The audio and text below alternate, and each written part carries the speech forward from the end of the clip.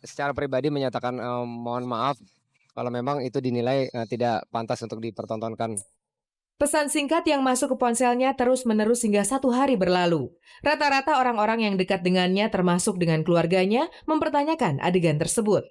Ya mereka SMS gini, "Waduh, Pak Ustadz kok bisa sontak begitu ya?" Wah, ya Allah, astagfirullahaladzim. Itu saya sampai ngucap aja, ya Allah. Semua saya bales gitu, "Itu bini gue," saya udah begitu.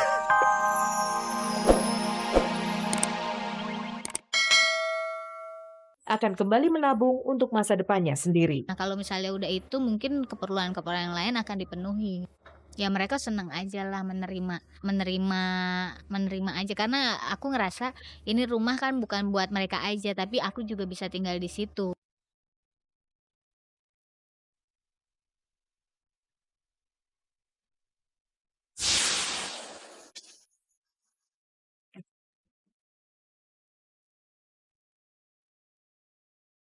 Tidak ada pesta meriah di hari ulang tahun Marsyanda yang ke-15 pada hari Selasa lalu.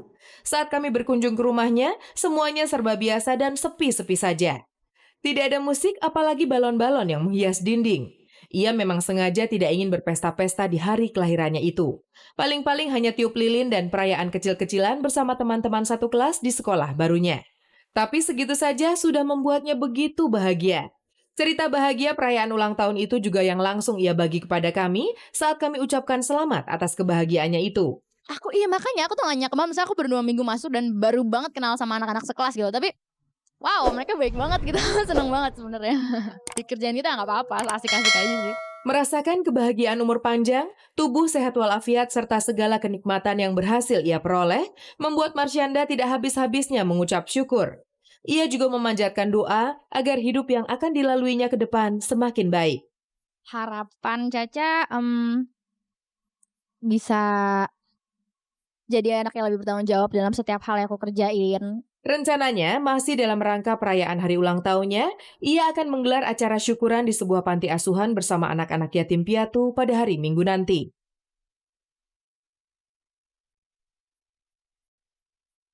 I know.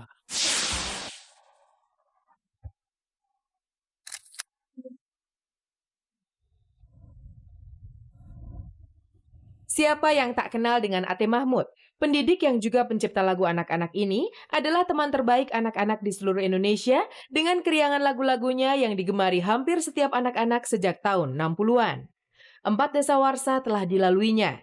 Tapi Ate Mahmud dengan lagu-lagunya yang penuh arti masih setia dengan idealismenya membentuk dan mendidik tunas bangsa lewat alunan musik dan syairnya.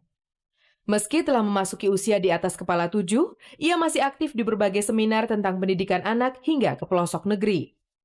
Sosoknya yang tetap energik meski mulai termakan usia, masih kita jumpai saat peluncuran album Tasya yang berisi lagu-lagunya beberapa waktu yang lalu, serta berbagai kontes lagu anak.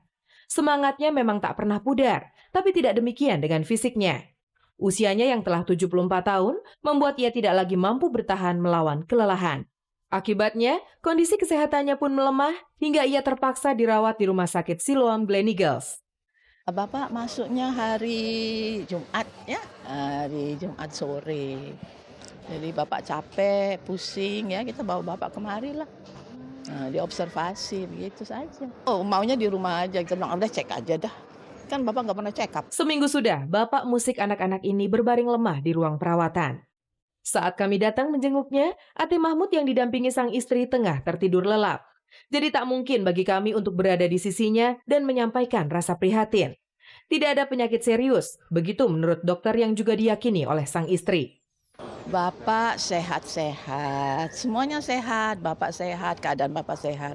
Cuma Bapak kecapean ya, sekarang Bapak harus istirahat dulu. Hanya gitu, dan dokter mengatakan kalau Bapak makannya bagus, semuanya bagus, ya dalam beberapa hari ini Bapak bisa kembali lagi. Menurut sang istri, ini kali pertama Ate Mahmud harus menjalani perawatan di rumah sakit. Sepanjang hidupnya, belum pernah ia menderita penyakit berat. Sang istri menduga kondisi kesehatan Ate Mahmud yang tiba-tiba menurun disebabkan oleh kegiatannya yang begitu padat. Oh, Bapak sih tukang kerja. Bapak nggak pernah istirahat tuh kalau kerja sampai malam. Sampai subuh masih dengar itu apa itu namanya printing komputer itu ya masih dengar. Bapak sih mah tukang kerja.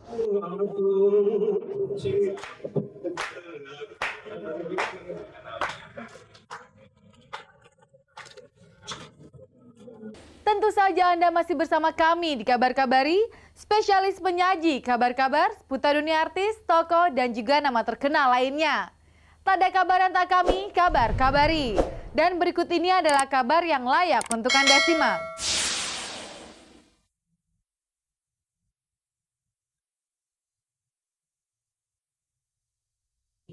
Sepertinya tidak ada lagi celah bagi Elma Theana dan Fary Indarto untuk merekatkan kembali cinta mereka yang nyaris porak-poranda karena perpisahan. Kata cerai terlanjur diucap. Sikap keras dengan melayangkan gugatan ke Pengadilan Agama Jakarta Selatan pun terlanjur dilaksanakan. Meski belum resmi berpisah, Elma Theana dan Fary Indarto yang telah dikaruniai seorang putri dari hasil cinta mereka pun seakan tidak lagi mampu berdiri dalam satu biduk. Dua kepala yang berbeda ini satu kali saja memiliki satu persamaan, yaitu sama-sama bertekad bulat untuk mengakhiri kemelut dengan perceraian. Kalau sesuai rencana, proses perceraian Elma Theana dan Fary Indarto akan memasuki tahap persidangan pada hari Kamis 12 Agustus hari ini. Tanggal 12 Agustus besok hari Kamis, sidang pertama kali gugatan cerai Elma terhadap Fai. Tak tahu pasti apakah keduanya akan hadir di kursi tergugat dan penggugat. Yang jelas tidak banyak yang diinginkan Elma Theana, tak juga pembagian harta benda, selain bisa mengakhiri semua persoalan dengan baik-baik tanpa pertikaian. Kalau harta gono gini di antara mereka sudah sepakat dianggap tidak ada. Kalau memang ada, kalaupun memang ada ya kita lihat aja nanti di dalam persidangan nanti. Tapi yang jelas bahwa harta gono gini katanya tidak ada menurut Elma sama Fai, seperti itu.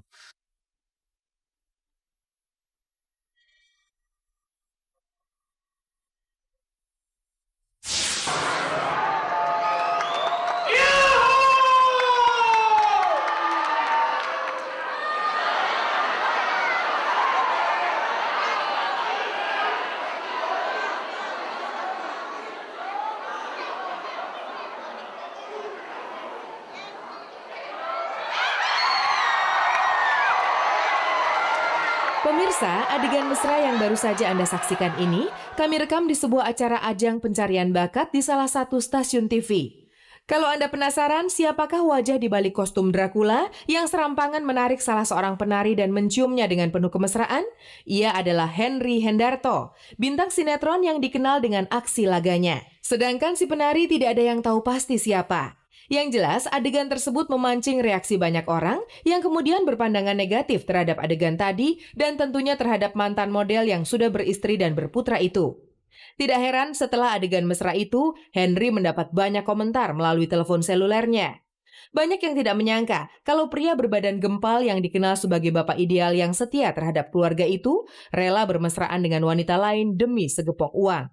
Henry yang kami temui di suatu tempat terbahak-bahak saat kami menanyakan komentarnya tentang adegan mesra itu. Perlu diinformasikan juga kepada seluruh pemirsa bahwa salah satu dari dancer yang saya cium itu adalah istri saya sendiri, namanya Aisyah Susanti. Yang jelas saya nggak mungkin melakukan adegan adegan apalagi konteks secara fisik ya, adegan seks yang konteks secara fisik dengan orang lain, walaupun sebenarnya kapasitasnya sebagai aktor.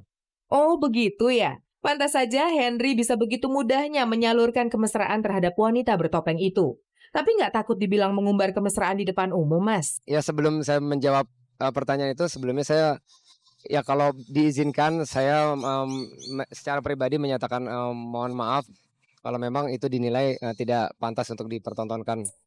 Pesan singkat yang masuk ke ponselnya terus-menerus hingga 1 hari berlalu. Rata-rata orang-orang yang dekat dengannya termasuk dengan keluarganya mempertanyakan adegan tersebut.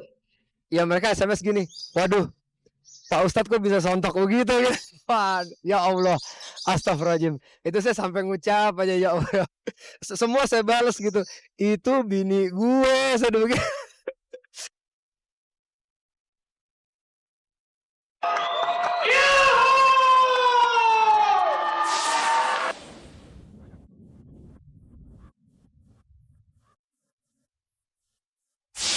Sebuah video klip dari Project Pop dengan judul Salah akan kami putarkan untuk Anda. Ini sekaligus akan mengakhiri perjumpaan Anda dengan Kabar Kabari. Izinkanlah saya Usi beserta kerabat kerja yang bertugas mohon diri. Sampai ketemu lagi hanya di stasiun kebanggaan kita bersama, RCTI. Oke.